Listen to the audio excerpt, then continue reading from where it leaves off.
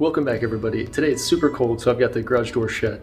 I wanted to go over some of the features that I didn't get to elaborate on during the workbench build video. Some of the things that were done to the tabletop, the electrical system, and the vacuum. So here we go. Alright, if you notice, some of the edges on the workbench top have been routed over, so they're kind of rounded. And the purpose for this was whenever I was feeding a piece of wood through one of the tools like the table saw or something, there would be no chance of racking or where the piece of wood would get hung up on the edge.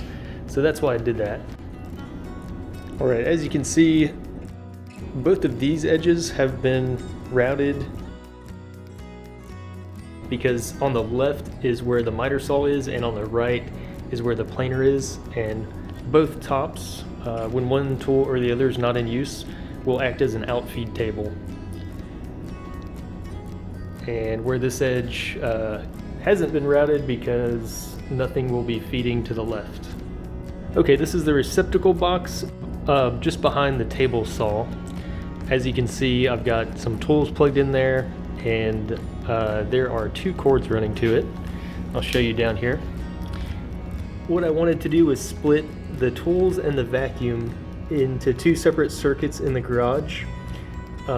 That way I won't have to worry about breakers being tripped or anything burning up because of the amps.